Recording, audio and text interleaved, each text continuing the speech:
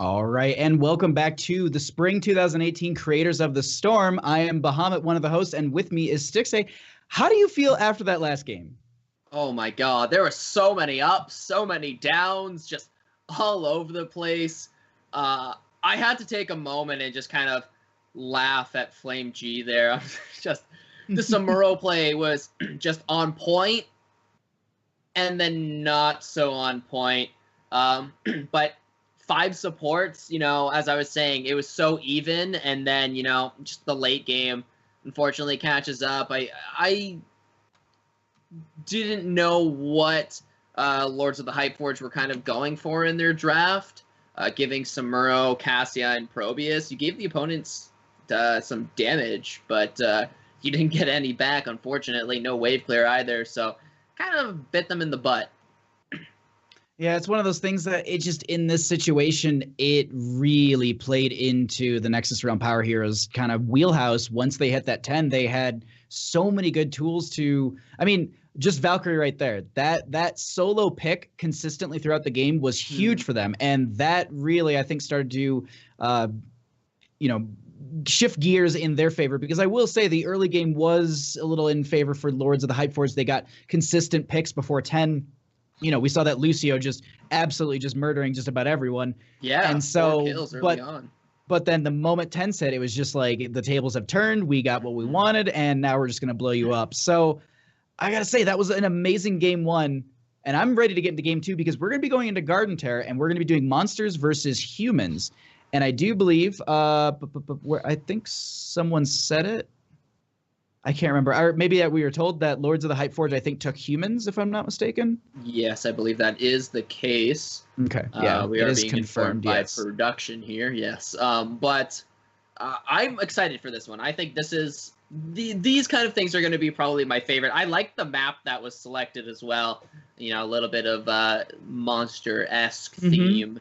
But this is a map. This is a game mode, I should say, rather. That is not just hero dependent, but skin dependent. So you're going to be able to pick humans that have been turned into monsters. You're going to be able to pick monsters that have turned into humans. So now I have to ask this question. Where does Greymane fall? I was just thinking about that. I'm like, consider Greymane human. Ooh. But I would consider the Halloween skin monster. However, Worgens is looking to be like either. So, it's looking like production is telling me either side doesn't matter. So, it's first come, first serve for Greymane, it looks like. I really like this. Like, I'm curious to see what some of these members like. I have my list of heroes open. I'm just like, what would you pick? Like, I'm trying to put a composition together, like, in my head really quick of just humans. And I'm like, I get, you could grab Lieutenant Morales. That'd be a good healer for you. Look at a lot of StarCraft heroes, the Terrans. Tychus is really strong. You can actually still, a lot of healers actually, like Uther, Lucio, Karazim, Alex Straza. Does she fall in the same wheelhouse as Greymane? I wasn't sure about elves in general.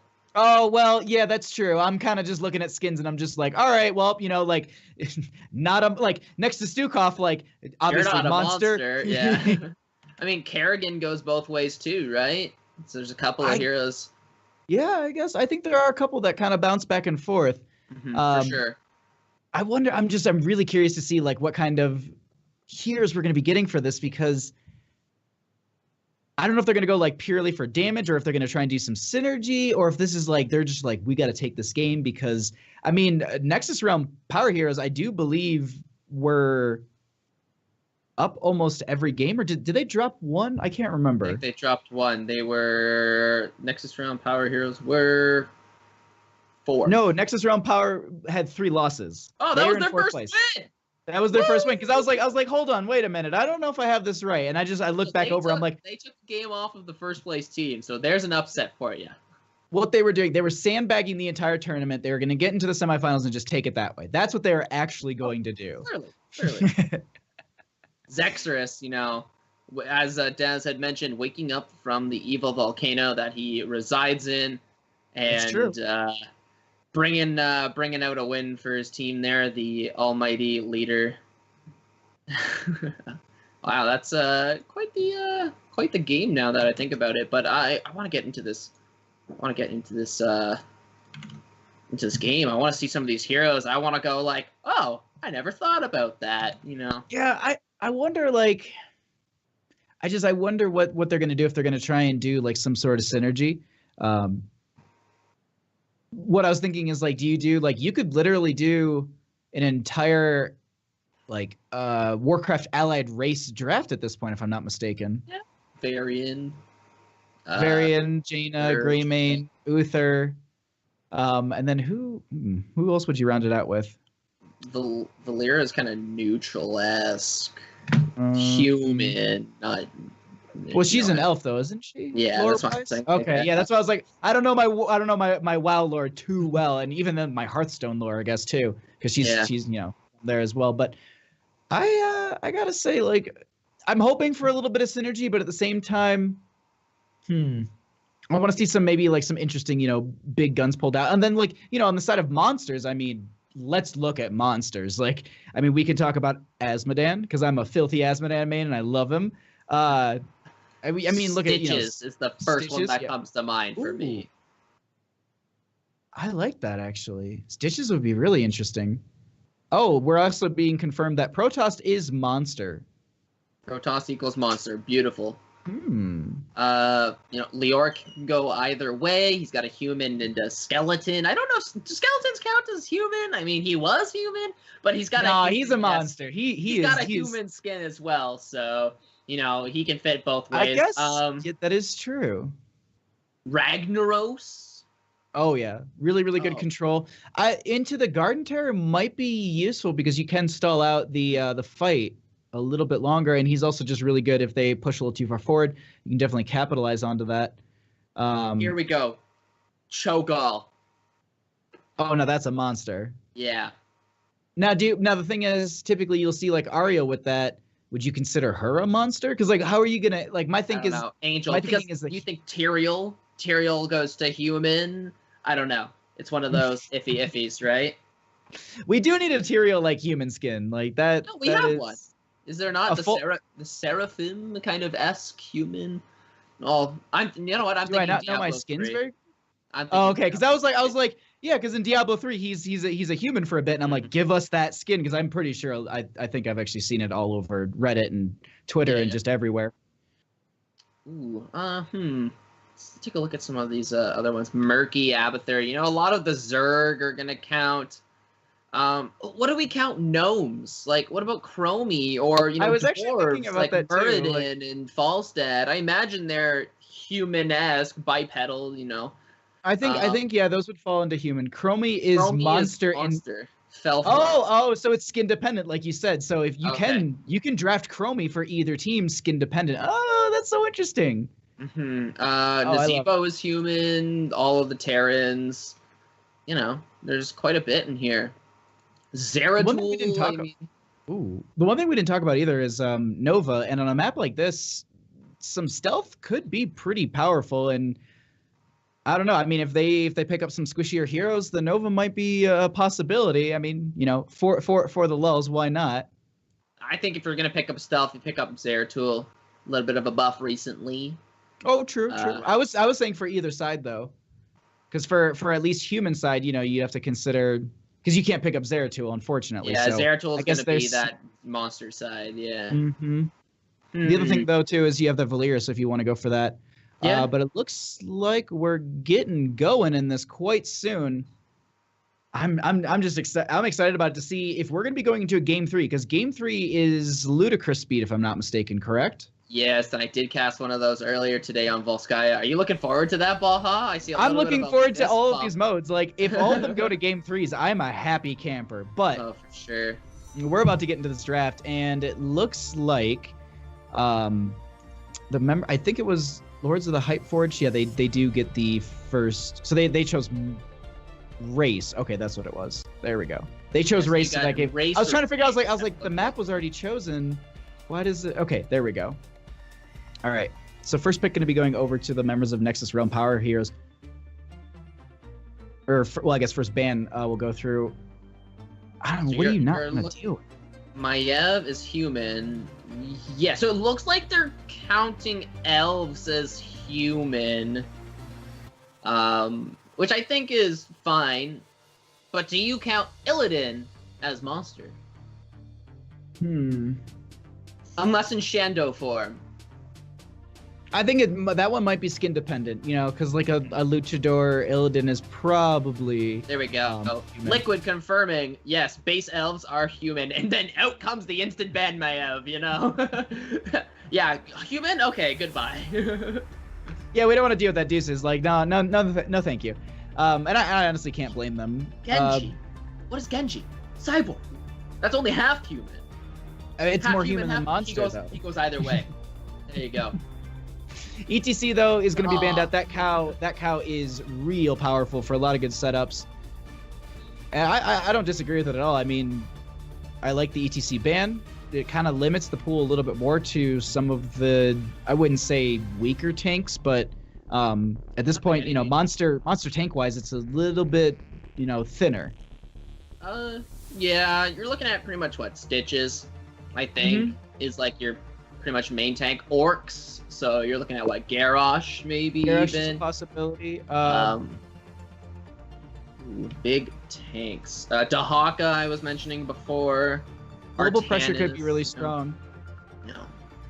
First pick, do you go for damage or you just try and grab? They're gonna go for their damage right away because he, as we discussed, he does go. You know, Greymane works for either human or monster, so to grab that right out the gate is really powerful for the members of Nexus Realm Power Heroes. You can see everybody, they're already bickering in the chat. Human Worgen. It goes either way. Fair game. I like that, and then in response to that, human-wise, I wonder, maybe this is more into the later half of the game, just Cassia potentially for some blinds, but Joanna early, I think, on this map would be really strong as well. Yeah, Johanna counts as a human. She's a fairly good tank. I don't think she's number one by any means. Do I think you pick her up early? Meh. You've got things like Blaze, right? So, but Genji, Li Ming, they're going resets right here, right off the bat. This is two strong picks. Well, the double reset composition right out the gate is big. The only thing is they have to make sure that they have something to capitalize on this, which means that the rest of their draft is going to be tank and healer based. Typically, that's going to be their main damage filled out already. I wouldn't expect. I wouldn't be surprised rather to see a Blaze come out here on the side of Lords of the Hype Forge, but over on the side of monsters, I didn't even think about Diablo as a tank. On Garden of Terror, I can actually see it too because I think there's a lot of good walls that you could get the charge into, which would be really big, and then a lot of good setup for that Greymane. It works with the dive composition, but we choose the creepiest skin in the game. Baja's getting regrets, you know. Like I do. Some people don't like the creepy Brightwing. Some people don't like, you know, the creepy Nazebo. But there's Stitches. I think this is a no-brainer for the monsters. If this wasn't in here, the worst monster of them all, creepy monkey Brightwing. Yeah. I think Stitch is a no-brainer, and if he wasn't in this, I would be a little disappointed. But I think this is a fantastic pick. Good for picks. It's a really good. I mean, Genji dives in, polymorph. You blow him up then. So yeah, I really like the Brightwing grab here. The rest of their draft though, they're gonna need some wave clear, as well as a solo laner. And so banning out, I'm trying to think like heroes that you'd want to ban out. I honestly think you just go for the Dahaka personally. The double glow would be really annoying to deal with. Yeah, I think Dahaka is an acceptable pick or ban, but they're gonna go for Sylvanas ban here. And this is the thing, Sylvanas kind of flips both ways. She's undead, which makes her a monster, but you do have those skins that do make her back into elf form, which would count her as a human. I'm not sure Sylvanas is really a good ban here. The only thing it does is potentially give you what the plant does, right? You're looking at Plant Monster 2 in the form of Sylvanas. So you know, you're looking to distract the opposing team, but that is not what is happening here. Oh, okay. Sorry, I was just peeking over at something in chat. And I'm like, wait, what? Okay, that's something with the text. Overall, though, I mean, yeah, I agree. Like, Sylvanas, there's some push power with it. Maybe they just don't want to deal with that.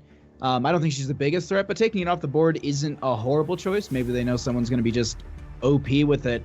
But in this situation, limiting, I think, either the healer pool or the tank, yeah, they're going to ban out the Joanna because she would realistically hurt some of their dive, as well as, I mean, Greymane would just be neutered in a sense. If you were to dive in, you get the flashlight and you just kind of stand there. You just kind of cleave and use, you know, your Declawed Morgan for at least, I think, like 4 autos or something like that. So, and at that time, you just have Genji and Li Ming diving on you and blowing you up. Yeah, it's a fair amount of time that would be there. And there's the Blaze, and here's the Leoric. So there you go. 2 human tanks. This fits perfectly. They're meta-esque oriented heroes. Blaze seeing a lot of play, even in HGC Open and HGC. So no surprise to me to see Blaze here. Leoric, you get around that with the skin, obviously. So not too bad. I like this. I like these 2 picks. Gives you some bulky frontline that you do need indeed. I actually really like so far the formation of the draft is going to work out really well. They have the damage mitigation with the bunker. They have damage reduction with the Leoric, but we're going to get the Jaina and Abathur. Hecka yes. Mecha yes. See, actually Mecha yes. That's real good. Yeah. Yeah, I honestly didn't even think about the Dreadlord Jaina coming out. So Jaina fills that in, you know, that's fine. Rounds up that team, I think, pretty nicely. And then Abathur, the double Greymane or the double Jaina is going to be absolutely crazy. So I think, you know, the value that you can get out of that is going to be huge. And Jaina synergizes well with Greymane, especially if you pick up Executioner on Greymane at, what, 16, I think it is? I do believe so. Yeah, so you're going to be looking for, like, a bunch of damage coming out of that. Just the constant slows. You get slows from Jaina. You get slows from Stitches. You get polymorphs from Brightwing, which leads potentially, I think you can talent for slows. So I'm looking at this. I see synergy between both teams. We know that double resets is absolutely devastating. So we will we'll see how that goes. But I am not sure on these, like, who has the upper hand here. To me, it just looks like a weird quick match. But, you know, we'll see how this goes. I'd like to really see how it pans out here.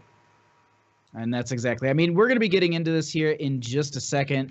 I'm really, really excited about getting into a matchup where, I don't know, like, the Dreadlord Jaina, I really like that pickup, and as you said, the combination into the Greymane is really, really strong as well. But let's go ahead and get right into this, as we are going to be having on the left-hand side Lords of the Hype Forge, and we are going to be having the Multizord on the Uther, Diomendes on the Leoric, Gizmozord on the Blaze, TBK Zord on the Li Ming, and Gokiburi on the Genji. And then on the right-hand side in the red, we have Nexus Realm Power Heroes. Zexorus on the Stitches. Solid Jake playing that Greymane. P-Flame G on the Jaina. Row on the Brightwing. And rounding it all up, we have Majesty on that Abathur. 4v5 in the middle right away, though, in this game with a big stun out onto the Greymane. Solid Jake looking like he's going to go down right away. Looks like he hesitated there on that jump out. You can see the big LOL. And didn't pan out for him, unfortunately. First blood going in for the side of Lords of the Hype Forge. That's a really good. I mean, you know, it's not the biggest amount of experience that you're gonna get or anything, but like, just chat. Yeah. And so the nice thing is they're gonna go ahead and put Gizmozord on this bottom lane. He should be able to push back into this Abathur fairly easy. In top lane, though, we do have Leoric going into the Jaina, which might be a little difficult for him, but we'll see as that progresses. And actually, we have Goki kind of setting up a potential gank here as they do dive on to Flame G, taking a lot of damage. There is the slow, but it looks like Goki won't be going for that kill. I'm questioning why Genji does not go for it. He was tanking that minion wave, but all it takes is a little bit more of a chase. You might have had it. You do have the slows and the damage of Leoric, which, you know, come in handy, especially as Genji getting all those auto attacks in. Gonna be big. Solid Jake grabbing some camps in the middle, though. He's going to be grabbing that, which is really strong for his team. Get a little bit of pressure that's going to be starting out. Now, Blaze in bottom has been pretty much uncontested, as Greymane will be rotating down at this time. Probably going to be grabbing the siege camp, creating a little more pressure. Abathur has some pushback at this time, but it's not a whole lot. But overall, ooh, did they go for this? No, she gets right out of there. I was thinking the Jaina might get caught, you know, and they delay that. That would be huge for them, especially if they get that pick, because she went back to get full before we go into the first night phase here. Yeah, Greymane picking up 2 camps. This is a lot of pressure for the opposing team to have to deal with here. So Jake, knowing those timers fairly well, he knows his hero is quite capable of taking those, and now he's making his way down to the bottom lane. You can deal with Blaze okay. You know, he's quite tanky, and he's got the self-sustain, but you've got the damage here, and especially with an Abathur hat, you're going to be looking to get a bunch of additional damage. So it looks like we have a heavy slam build here from Stitches, and pretty standard build out of Jaina and Greymane. Hat build coming out from Abathur, so expect to see those hats onto Greymane. Otherwise, ooh, orb build. Or build Li Ming. That's something that we should be looking for. It's going to be a lot of damage coming out into the later half of this game, as the members of the Lords of the Hypeforge are going to be going ahead and just kind of laning up really easily, and the members of Nexus Realm Power Heroes they're going to be pressuring up quite a bit. I mean, bottom lane, Solid Jake with the Abathur hat has been doing quite a bit, but we have the dive in from Goki as well as Gizmozord, and they're not going to be able to get this kill. The Abathur hat was a little bit too much. Also, the disengage from Solid Jake's hero was enough as well. Yeah, he's gonna be able to get out of there, no problems, even with the Genji dashing in. I think it's the pleb mount, unfortunately, here with Goki Bure. You know, just the mount not doing him justice, just kind of bringing down his skill level a bit, and not allowing him to get those. We've already seen 1 missed kill, so I'm calling you out, man, as we do have Jaina poking in onto Multizord there. Uther, no mana and a little bit of a late hook there coming out from Zexorus. Not able to catch that Uther, as he will be hearthing back. Looks like Nexus Realm Power Heroes are going to be taking that bottom big boss, as Li Ming and Leoric look to take the top one here. Leoric, however, getting a little bit low, but so is the Garden Terror, as Li Ming gets rooted and stunned. And it looks like they'll be able to grab these seeds, and it looks like it's also going to be a terror for the members of Lords of the Hypeforge. They definitely. Ooh. No, I was gonna say they're not rotate. I thought they would take the rotation on this and go for it, but no, this will be denied out, and it's going to be Gizmos are kind of showing there for a second, but they go ahead, they collect these, and it's gonna be 86 to 93. So unfortunately, I was doing the math in my head. I was like, we're missing one, and we actually do have one just kind of floating around over here. They walked right past it. I am disappointed. My OCD is gonna be not very happy for this game right now.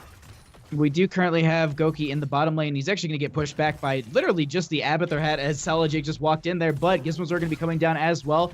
I don't think Greymane has the disengage that he wants for this. He does have a roll. Brightwing going to go ahead and use the phase shift at this time. Going to get the spell shield as well as the physical shield, making sure that Solid Jake doesn't die in that situation. Yeah, great pathing by Jake there. He's going to be able to know that the Blaze is coming in with that charge. Going to be able to avoid the charge, Worgen form in, giving himself an escape. Genji not able to secure the kill, however, and Zexorus getting real low in that mid lane.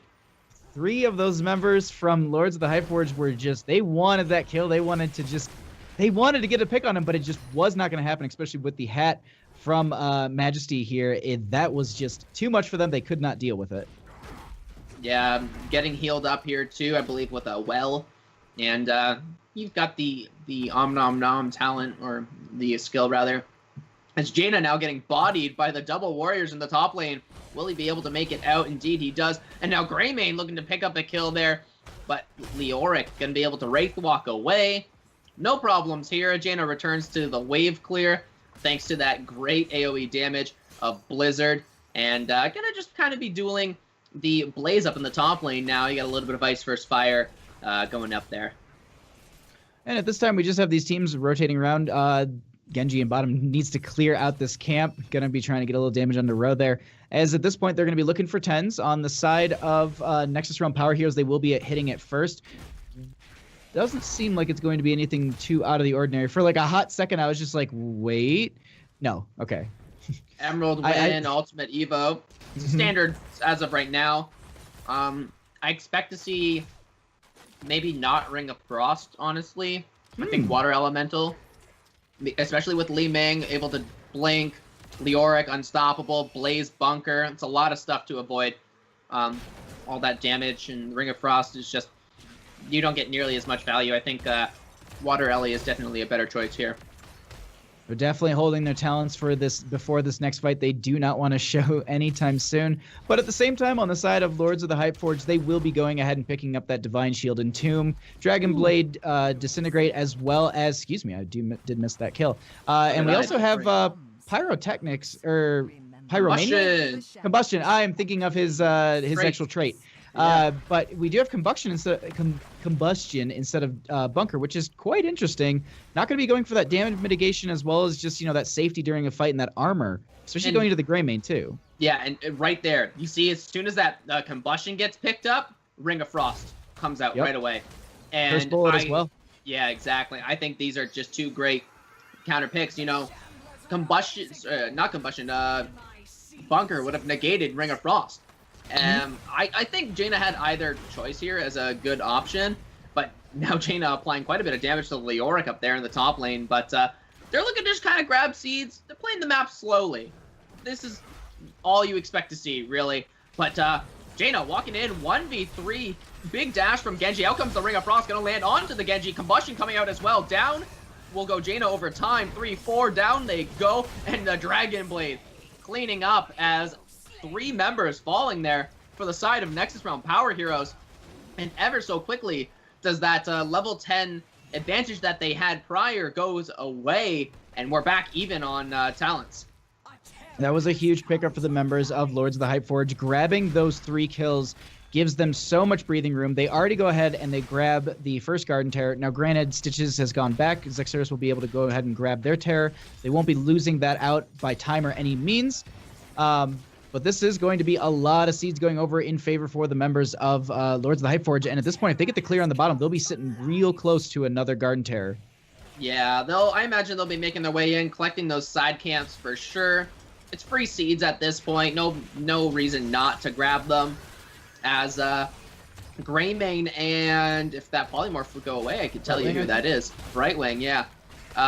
Make their way into that Terror. The Terror's getting chunked down as the flower was taken down, and down goes the Garden Terror. Not getting too much value there, but you do grab some seeds. As you can see, 90 seeds already, 90 to 9, and this is a guaranteed another Terror there for the side of Lords of the Hypeforge. As Nexus Realm Power Heroes, they have Jaina in theirs, just wailing away on that top fort, grabbing top fort as they try to duke it out in the bottom lane. Great hook, though, on to the Uther. Big dive in from the Blaze. Combustion coming out. A ton of damage on the backline. Genji going in. Will we see the Dragon Blade? No, it doesn't look like it as it's not up. The clone of Greymane does go down, and so does the Stitches. Oh my god, the health bars of people are so low. Big turn by Zord there. Gonna be able to pick up that Brightwing. And Jake gonna have to run away with his tail between his legs. Hearth, as everybody else chooses the Hearth. Oh my god, those health bars were so low. But Jaina getting a ton of value in the top lane. Already getting a keep here. But she's gonna most likely pay for it with her life. She doesn't have Ice Block yet, and there's what, 3-4 members on her? She's going down for sure. The double dash by Genji. I think that's definitely worth it there. Definitely, they do get a huge amount of picks for that. Like, that Jaina Stagger Death is big for them. And with that, they're going to go ahead, finish up this bottom. Looks like they'll go ahead and prioritize the fort over the gate. That's big for them. We do have that polymorph coming out, and it looks like just overall, they get that. They'll play the safe. They'll back off. Blaze will be de-pushing that top lane. Curse Bolt going to be coming out as well. overall, it looks like this is just going to be a nice slow push for the members of Lords of the Hypeforge. Actually, they're going to be diving a little bit here. Are they going to be able to get damage onto Solid Jake? It does not look like they're able to capitalize on that kill. They want to go for more. Poly, though. They get that Poly onto the Brightwing, and Genji just diving in. Li Ming going to be able to finish that kill off as Greymane forced to dive back in, get a little bit more poke damage there with that cocktail as the final Polymorph goes out as the Dragon Knight does fall. Out comes the clone onto the Greymane. Greymane clone going to be looking to dive in. Out comes the Ring of Frost, going to land on 2 members there. Leoric gets the Divine Shield, however, as Blaze will not be so lucky, but the Genji dashes in and out. Unfortunately, he will fall. Down goes 2 other members here. Stitches and Genji both falling. The Li Ming or big kill onto the Jaina as Greymane falls as well. Abathur, the last remaining member, they trade 4 for 1 here, and I thought that fight was going completely differently there as Li Ming and Genji resets prove to why this reset composition is so strong. They get that level 16. I think they picked up talents probably halfway through that fight, but you can see these health bars here. Uther just does not have the sustain to heal that. A lot of them are going to be forced to back here.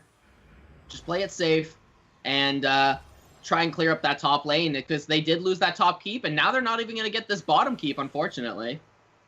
It's a lot of pressure that they ended up putting up here, and having that top keep gone consistently is something that they're going to always need to respond to. So, of course, we have Goki going to go ahead, dash through, get a pretty quick clear, but at the same time, some of these members are going to go ahead and grab this camp, create a little bit of pressure that should be, you know, allowing them to go ahead and grab, you know, the 59 more seeds that they need for the next Garden Tear. And realistically, if they play this kind of slow game, that'll be big for them. But at the same time, they've got a lot of good assets for these fights. We've seen a bunch of resets coming out for TBK Zord, and that is a little terrifying that as we get later and later into this game, we are seeing, you know, some of these stronger talents, and 16 have been achieved for both teams, so it is even talent tiers. But at the same time, they've got a lot of good map pressure currently. They've taken a lot of good fights. We can already see it's 11-2 in this game. This is, we're going to see in this late game, you know, these next couple fights that we're going to be having, this could decide who wins or loses. Yeah, definitely. I think just the map presence of these camps is just a little bit extra to hold on to. You got to worry about that top lane here. This is Nexus Realm Power Heroes win condition is top lane right now. They need to, you know, walk a terror right up that lane and just start whacking the core.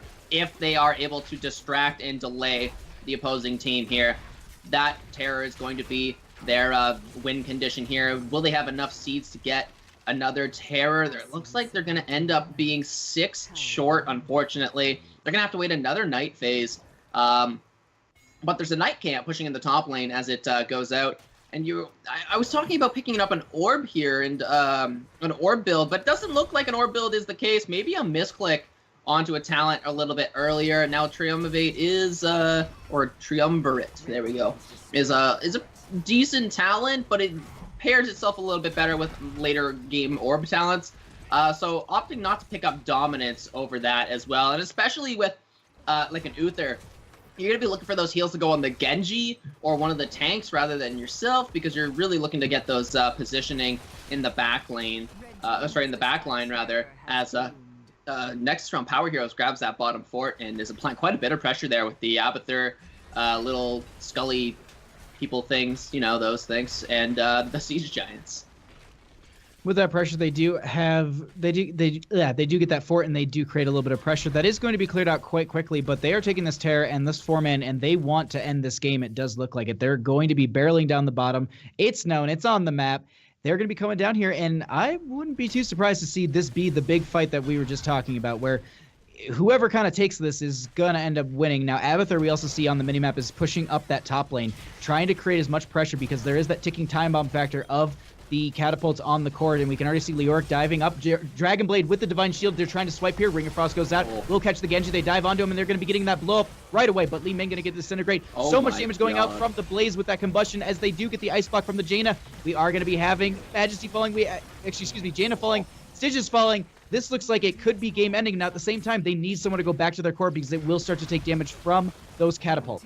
Yeah, they finally pick up this keep, but oh my god. What a great Ring of Frost there to deny the Dragon Blade value there of Genji. Just rooted, denied the damage because you are forced to move, while you use Dragon Blade, and that root pretty much denies all of that damage, and just huge value there. And then Zord just popping off. But Abathur, of course, putting in a ton of work there in that top lane. As I mentioned, this is their win condition. They end up picking up 13% here. There is no Mule, so there's nothing that's going to be able to heal up the structures on the side of Nexus Realm Power Heroes. And again, no Mules on the other side, so they're going to be looking to try and defend their core. They do have level 20 now, and this is when they're going to be looking for a fight. This is definitely, I mean, with the advantage that they have, they're going to create a little bit of lane pressure. We see them grabbing the Siege Camp in mid, as well as the Bruiser Camp being picked up on the side of Nexus Realm Power Heroes. Same thing with the Siege in top lane. They want to create some sort of just pressure, something to anti-siege against these catapults that are constantly pushing them to the top, give them a little bit of breathing room. They'll get one wave clear, and I wouldn't be too surprised if they rotate in for a fight in mid. Yeah, I'd be very surprised if they don't look for a fight here. Dragon Blade is up. Divine Shield is up. You have Entomb. We picked up the Silence Entomb, which means no more teleporting out or diving out for Greymane.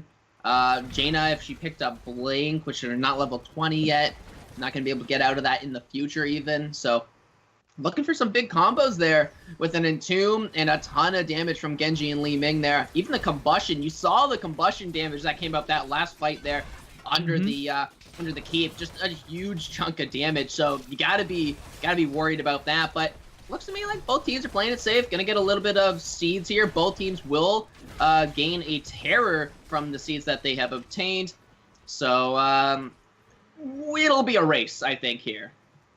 I think we're getting ready to have a race in a second. Now, at the same time, there's 33 seconds on the terror. They need to get someone back there quite soon.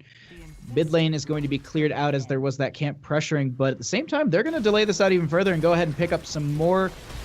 I mean, they have 20s now, so they can take this aggressively, and they're going to go ahead and create some lane pressure that will just counteract those catapults that are going to be pressuring bottom consistently. They also had Abathur down there as well, creating some pressure also. Yeah, and this is just, a delay, essentially, is all you're looking for. We do have Liquid Deceive, but that's okay. We do have the Garden Terror now pushing out the bottom lane here, so it's going to be just kind of stalled out, but the other heroes are going to easily clear up those minions that the Garden Terror cannot OHKO, and they're looking to go hard onto this core. But Abathur, the top lane, that's 3 catapults and some of those little spooky skeleton dudes that are coming out, and you can see Garden Terror backing off, being chased out here. He's going to go for middle fort? What is this? At this point, I mean, if they were to go for their core or anything that deep, they would be practically sacrificing their blaze. So I like the play of just opening this up, creating a little bit of a more open map where it's harder for the members of Nexus Realm Power Heroes to retreat. But they're utilizing their Garden Terror a little bit more aggressively. The rest of the team is going to be coming in as well. Abathur in that bottom to make sure that they depressure all of those catapults. Rest of the team is here, and they're going to be kind of looking for a fight at this time as the Terror does get a little bit of a flank-ish kind of thing onto the team. They're diving really far into this, and the rest of the team isn't following. Yeah, Lords of the Hype Forge not getting the value they want from this. They were looking to end the game here, and unfortunately all they got was a super defensive Garden Terror already being taken down. It doesn't look like maybe he'll get the full duration, but you're using this to clear lanes. You're not using it to apply pressure onto opponents' buildings. You tried in the mid lane, got absolutely demolished, and then forced back all the way up to your mid keep. Not what you're looking for, but we do have the clone coming out here, looking to get a little bit of poke damage as Greymane completes that quest. And a ton of damage. Oh my god, the Ring of Frost going to be able to pick up that Leoric. A ton of damage onto the Genji as well. Do we see the Genji tap? We do. Combustion coming out. Big damage onto the team of Nexus Realm Power Heroes. And down go 4 heroes. Jaina going to be able to pick up 2. The Mages picking up all the kills as Genji goes in with the Dragon Blade. But he's taking a ton of damage. He's going to shift his attention over to the Brightwing. Picks him up with one fell swoop. And now he's looking to chase out that Stitches here and demount him, but unfortunately just out of range as Gokiburi gonna try and clean up the Stitches, but is unsuccessful. During that, though, that entire fight, they ended up losing some more percent on their core. They had a bunch of catapults stack up in that lane. It looks like we actually have Goki at this time going to be going ahead and getting the siege camp, get some of that pressure just started in that top lane. Meanwhile, though, in bottom, once again, these catapults are starting to pressure up a little bit more and more. Abathur trying to do what he can with the mines as well as the Locust. But at this time, if they can get a terror on the side of Lords of the Hypeforge, this will be big for them. And the Death Timers, we have a couple members that are just about to get back, so this is a real good position for the members of Lords of the Hypeforge to be in. Yeah, there's still a little bit of time for that Brightwind to come up. They did stagger the deaths, unfortunately. That terror in the middle here, the top section, will grant them enough seeds to get that next terror. And this is where I'm hoping they'll be going in for a little bit more damage, you know, playing the aggressive that they wanted to play. Whether or not they'll get that opportunity, however, is to be determined. You know, you didn't see it all that well played out to the last terror. But both of these teams are going to be looking for that aggressive game ending here. We've seen it with Abathur in the top lane. Sending a couple of heroes back to deal with that, going to put you into an odd, even like a not favored matchup in a team fight here. And this is where we're expecting to see a team fight for the end of the game. They do have the polymorph on to Goki here, but the Garden Terror is all by itself, so they start getting they get quite a good amount of damage onto it.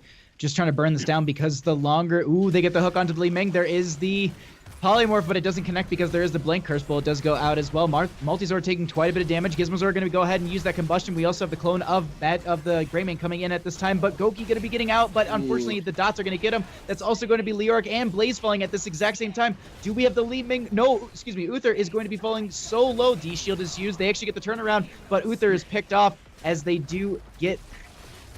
That's huge for them, and this is definitely going to be the terror going straight to the core, and they're going to start burning this down. They want to end this game. This is, in my opinion, game over.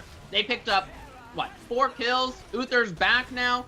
Li Ming grabbing the terror? Yeah, I'm trying to use the terror here to defend, but Jaina and the terror are going to have more than enough damage to take this core down. Wow, what an upset. Totally turning it around. Nexus Realm Power Heroes going from 0-3 to 2-3 and taking out the top place team. Right. That's the thing that I wanted to talk about real quick, because sleepers. I think, you know what, they were just like, all right, we'll just sandbag in the round robin, and then we're just gonna come out and just absolutely destroy in these semifinals. And I gotta say, I mean, there was a lot of good back and forth. There was a lot of that game too, I thought was very much in favor for Lords of the Hypeforge. And I said that last game, but it's one of those things where I'm just like, look at it. I mean, we look at the end game stats. I mean, 16-9. I mean, these guys had a lot of good plays, but unfortunately there was just so many good... The fight that they took at the end of the game from Nexus Realm Power Heroes, it was just everything was in their favor. They got a lot of good early picks, and just they got so low. And I gotta say, that was real good. All right, so it looks like we're going to be bringing in some of the captains here. Looks like we have Zord, and I suppose Zexrid. Congratulations on those games, guys. Those are phenomenal. The smile on Zex's face right now is absolutely huge. Oh my god, you guys, you sneaky devils, you guys sandbagging it all the way through. Oh man, and then turning it around there. A little bit of an upset. That was the strat the entire time. We wanted the 4th seed because 4 is greater than 1. Oh, there we go. Math. Math of the storm. those were really intense games. So like that second game was just like butt clenching. Yeah, I gotta say, like, I was sitting here and I was just like, okay, this is a game. Like I'm trying to rotate across the map because there were so many different things happening all throughout those games. I gotta say though, can we go back to game 1? Because I gotta call you out a little bit here, Zax. Game 1, core push. Someone was B-stepping instead of attacking the core, and I feel like that might have been the situation where it could have ended at that push. I don't know. You want to talk about that a little bit? I got to commit to the cause. I got to commit to the art form that is the B step. I got to say though, it was very, very good. And that game 1 was insane between you guys. Yeah, we were. If I can comment on that game, we were talking with Majesty, and he's like, "I can play the Lost Vikings," and then you guys first pick gave us Lost Vikings. We were just like, "Oh, well, that works." It's over. I was so happy about that. Yeah, what was the drafting strategy behind Lords of the Hypeforge there? I felt like you almost gave them a winning comp. Well, I mean, we did, honestly. Clearly. It's just one of those things where we have so many conversations like the whole time. Give him this. No, don't give him this. Don't give him this one. And none of us were really thinking about all supports is the way to go, especially now because all supports I don't think would have been the way to go this time last year. No, and, I've seen all supports and games they go completely different. They have nerf supports, especially their wave clear now, just as of 2 months ago or so, to the point where I think in a reverse draft, an all support, giving the other team an all support strategy is probably the most viable thing right now. Yeah, completely agree. Like if we done this a year ago, there was no way we would have done the all support draft. You guys would have smashed us like easy GG. So yeah, no, so that was just smart thinking on their part, honestly. Just because of the recent changes, it worked out really well. Yeah. Baha, any questions?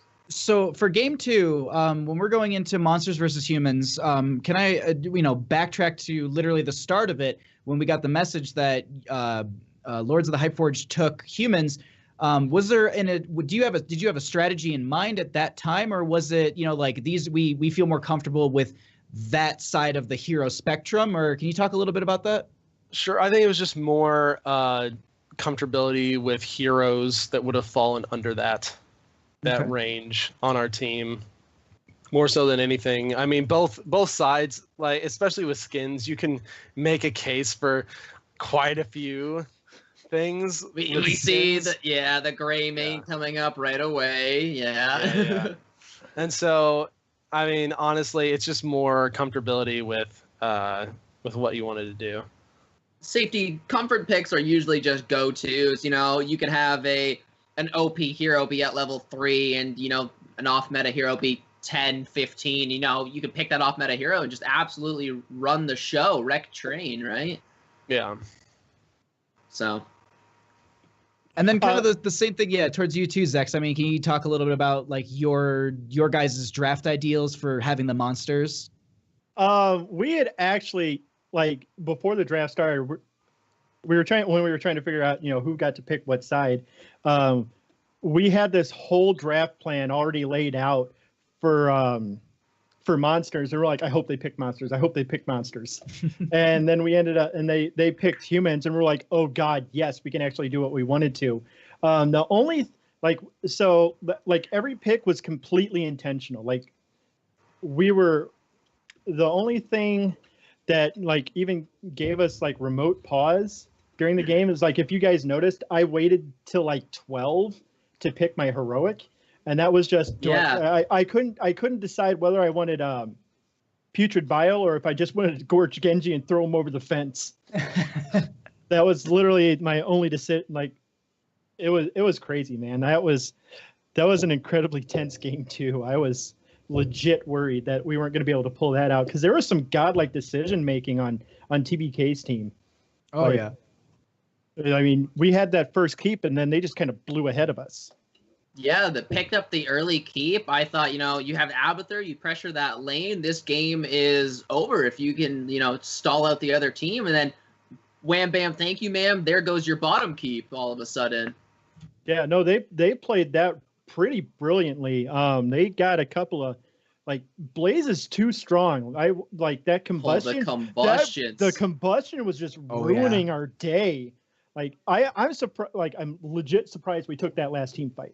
Mm-hmm, like I am legitimately surprised because that combustion was about to ruin all of our days. You got the pick on Genji early. That's what did it. That's true. That ring that caught him. He had I think he had Divine Shield and Dragon Blade, and the moment the divine shield like ended. There was a ring right underneath him. And it just was collapse. And oh god! But then the combustion just taking everyone's health from just about full to almost an entire yellow bar. Like, oof, no, thank you. I do not want to ever deal with that. Yeah, I think the biggest thing for us was it was basically just a miscommunication about who was going back to deal with the terror, because we legitimately I think that legitimately lost us the game at that point. Was when we let the first terror go too far, because we were constantly having to deal with that lane for the rest of the game, and that was super early, and with an Abathur that can give that extra pressure, because normally when a keep goes down, whatever, you throw a Merc camp out every once in a while, you clear it a little bit, it takes a while to push down. When you have an Abathur over there throwing Locusts in as well, the push becomes so much faster than normal. And so there were a lot of pushes that we were doing. We got several kills, but we just couldn't push further as far as we wanted to, because we had to go back and deal with some of that stuff. So I think that was really our Achilles heel, was just miscommunication about who was going back, and by the time we got there, keep was gone. Yeah, it's an unfortunate way to go out, unfortunately, but it is the case here. But well played indeed to both teams. The sleepers, Nexus round power heroes, just powering through. Now, before we let you guys go here, just obviously any shout outs you want to give before we kind of wrap up our little interview? TBK, you can go first. My team is awesome. They did a really good job. Everyone was, for the most part, super on point, especially in a lot of the team fights and such. We had a blast doing all the special games in the first round robin. It was fun that we got to play everybody this time around. So I like that aspect of it. But yeah, make sure to check out Lords of the Storm. Make sure to check out Heroes Forge, one of my favorite podcasts, and Heroes Hype, all the Heroes Hype stuff, and Goki Stream. All right, and Zex? I definitely want to shout out to Majesty, who was the Abathur that game. Like, he literally led every category of that game for us. He killed it. Yeah, he knocked it he did out a of great the park. job. So shout outs to him. He's not going to be joining us for grand finals, sadly. DJ Turner's coming back in. Shout outs to him. Shout outs to TBK and everybody who has been involved with this whole tournament and dealing with my constant nonsense since it was announced. I know it's been, I want to say aggressive at times, but it seems like everyone dealt with it in good fun, which is what I was going for. So yeah, hashtag root for the villains. Yeah. All right. Well, thank you guys so much for the interview, and congratulations on just a phenomenal series to both teams. But obviously, bigger congratulations are going to be going over to the members of the Nexus Realm Power Heroes. Just the big fist pump, taking it home.